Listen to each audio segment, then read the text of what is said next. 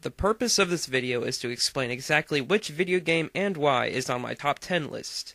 I hope to give some kind of idea as to what kind of games I prefer. Thanks for watching.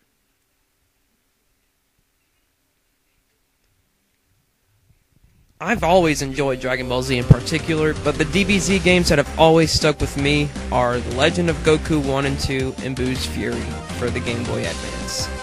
These are the games that kept me hooked on the series, not only because of the incredible beat-em-up innovation to the gameplay, but because of how much they told the main story of Dragon Ball Z. Legacy of Goku 1 isn't as enjoyable, but the other two games have the great gameplay and powers for which makes the games what they are. Not to mention, the great art style and function of the graphics are worth seeing. For a Game Boy Advance game, to me, it doesn't get much better than these games. I mean, let's be honest, am I the only one here who would flip if another game like this was suddenly made? Everyone who plays Nintendo games knows about Mario games. I've played every 3D Mario platformer since Super Mario 64, and Super Mario 3D Land just happens to be the best so far. I don't really have to say much more about why this one's so great. IGN could probably hook you up with a good review if you want to know more.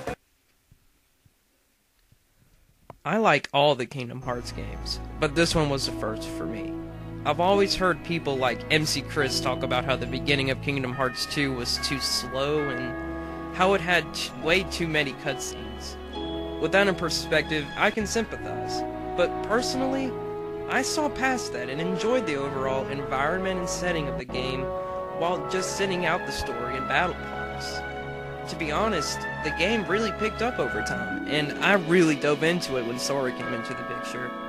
With incredible worlds to explore and unique, addictive, and downright fun gameplay, this is why Kingdom Hearts 2 is at number 8 for me. Sonic the Hedgehog games have been around since I first started playing video games. And when this game was announced, I couldn't believe my eyes when I saw classic Sonic running through a fully remade Green Hill Zone. Before this game, Sonic 2 was my favorite Sonic game. I played Chemical Plant so much, the song is practically engraved in my memory. And trust me, if you're a fan of Sonic, hearing this song and seeing this stage again in a new Sonic game is practically a blessing. With about 20 levels, nostalgia all around, and big surprises, Sonic Generations makes 7 on my list.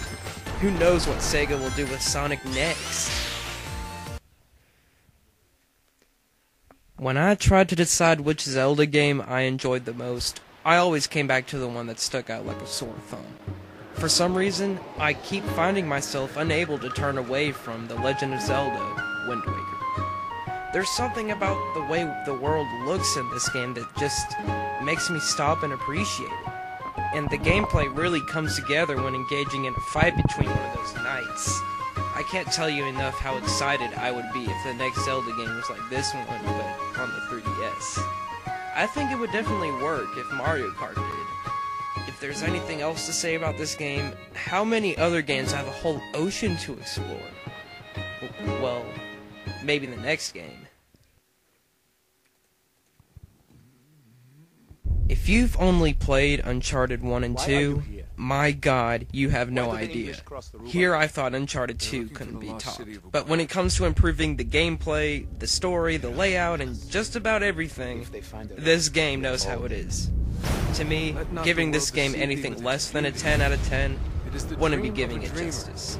Before I played this game, I had hoped that it would at least be a little longer than Uncharted 2. But while it was pretty much the same length, it was corrected by really packing the story together. And that isn't a bad thing either. I found myself really engaged the entire time I played this game, guessing what could happen next and seeing an unexpected turn as often as turning the next corner. By the end of the game, it felt like the series could never end. When the next game comes out, I can't possibly imagine how they'll top this one. As far as Rayman games go, Rayman Origins has really hit its peak so far in my opinion. While I've played Rayman 2 many times, I find the gameplay, music, and presentation in Rayman Origins so unique and simple at the same time that I have to marvel at the talent that Ubisoft has stuffed into this game. While some factors make this game slightly annoying at times, I find that buying this game for the PS3 was not a mistake. I keep coming back to the levels, the music, and the characters that this game has to offer. While the game gets ridiculously hard toward the end, I find that the difficulty adds to the accomplishment of beating each level you confront. I don't think I'll tire of this game anytime soon. While I find modern Spyro games to be an insult, I cherish the old Spyro games for the PlayStation 1. While I do detest voice acting in these games, the gameplay, levels, and feel of the games portray a kind of blend in a game that I can't find in other games today. It was Insomniac Games that put these games together, and only they could do it right, as proven with future console games made by different companies. The music of the games are done so to kind of match the atmosphere of the Dragon Worlds, with a kind of new and somehow classic sound to it. It's the kind of music that today's Spyro games have pretty much forgotten. While the games of Spyro continue to mutate into some kind of mainstream-driven hybrid of games, I will continue to keep the Spyro games of old in mind.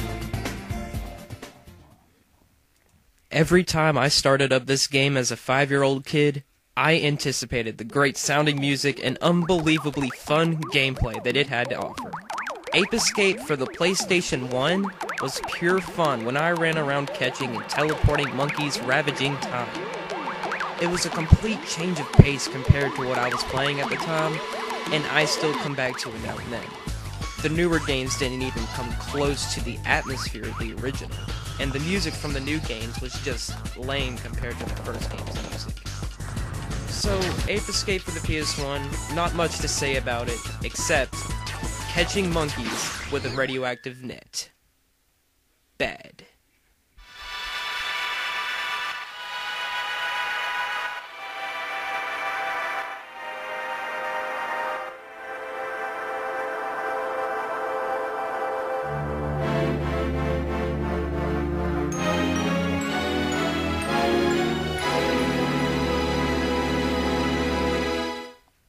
My favorite game is not one to expect. Paper Mario for the Nintendo 64 is the game I played the most throughout my childhood, putting that time together with the other Paper Mario games. What always astounded me about this game in particular was the sheer setup of the game. While the turn-based battle system was always put together with flow and care, every destination of the game had an incredible look to it, with plants and objects in the back and foreground, and types of graphic rendering that made the game impossible to look away from. The music is done differently, with a playful yet catchy tune that makes it kind of work in this game, and makes it easy to remember how it sounds. While I could go on with this one, I'd like to just say that even as I play Paper Mario today, the same look and feel of the game stays with me, and I enjoy it just as much as I did back then.